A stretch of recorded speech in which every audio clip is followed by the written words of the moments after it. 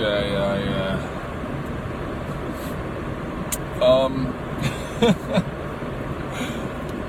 I'm in a kind of predicament right now. I forgot to bring my pants to the gym. I came in my pajamas, and I thought I had my pants in my gym bag. But I just opened up my gym bag, and it turns out there are no pants in there. So I have to go home and get my pants before I can go to work. I don't feel that put together. This is maybe this is the danger of fasting. Well, because I also haven't had a cup of coffee or a cigarette, and I broke my fast last night on soft shell tacos and ginger snap cookies and milk. But man,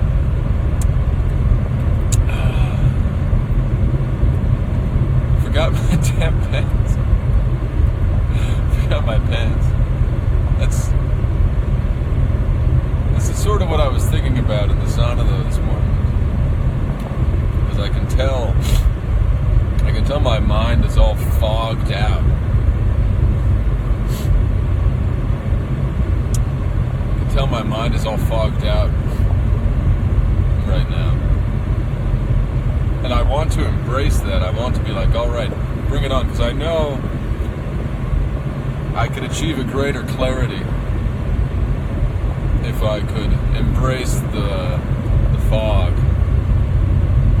If I could just like pass through the shadows of deprivation, not lean on these crutches. But then you forget your pants. What happens when you do that is you forget your pants. And then you're walking around like some fool with no pants on. So I'm wearing these soggy pajama pants that got all wet in my sweat and in the shower. I go back, sneak into my basement, find my pants, put my pants on my legs, and go to work. Probably be pretty late to work as a result. So you end up, I don't know, I've always been a little absent-minded, I guess. I tend to do things like this.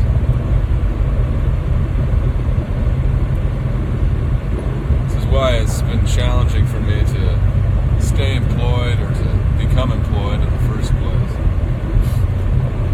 I've never felt very employable. I'm always forgetting my damn pants in one form or another.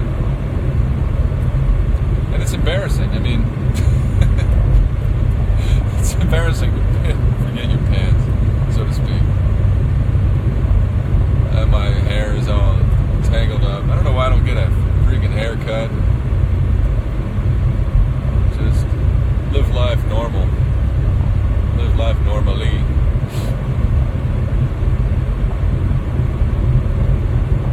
But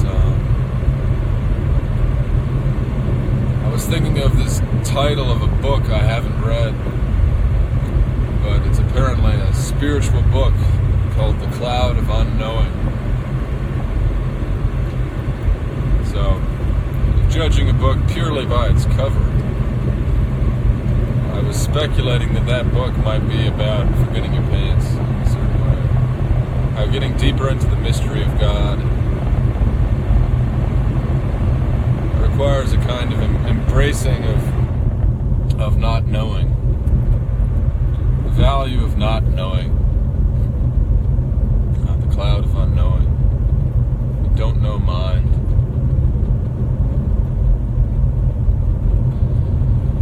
Versus the grasping mind.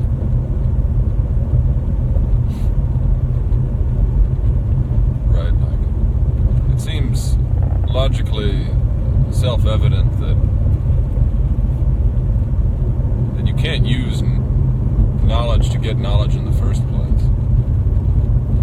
Or with anything in its origin, you can't use that thing to get that thing originally.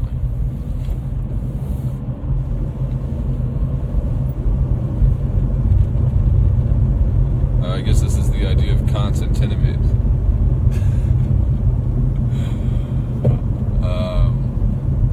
While I am without pants, why not speculate upon metaphysical quandaries, fundamental metaphysical quandaries? For instance, scientists say now that time had a beginning, but how can you mark a beginning without time? You see.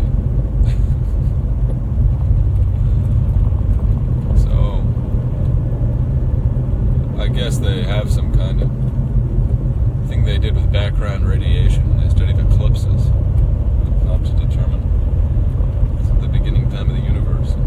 On one level, I accept that. So let me perform a magic trick. Right now I am accepting that. I accept it. Time had a beginning. 17 whatever billion years ago. I'm believing that right now. And yet, time can't have a... How can you have a beginning without time? You place a mark without something on the right and left of it. So now I'm not believing it. I'm both believing it and not believing it.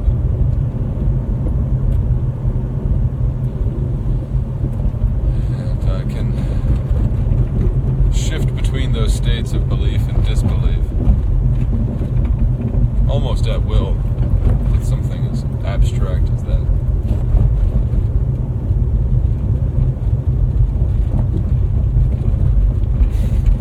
Meanwhile, I have no pants.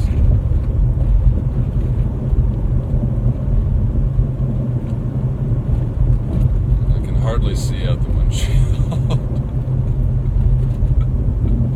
And I feel so weak. I gotta get better at this fasting thing. I don't know. They say that the hardest part of breaking a fast is the hardest part of a fast is the breaking of the fast.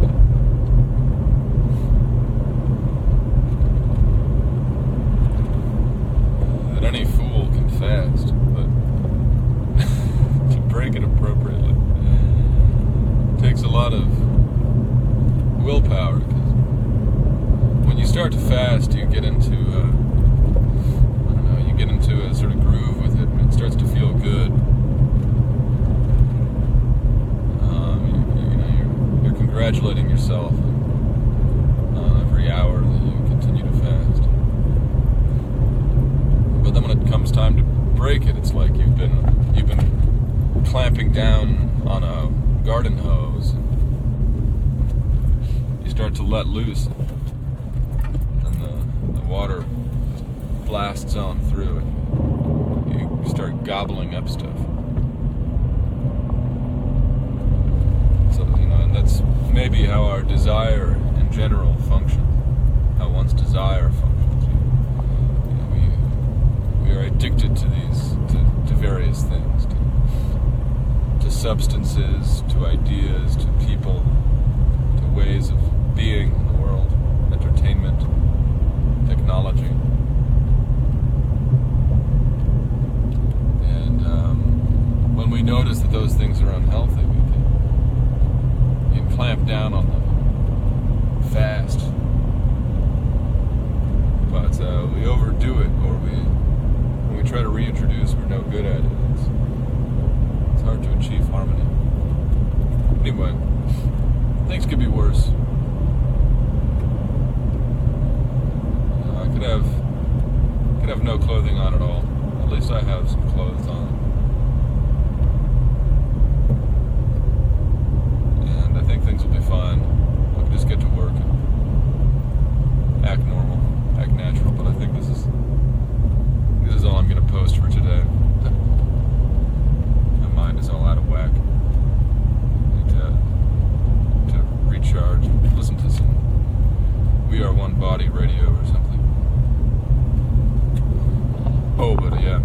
way to anybody listening.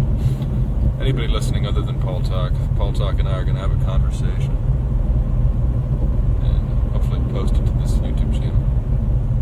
I'm going to try to get myself sorted out first. Sort myself out Jordan Peterson style. Hop back on this thing.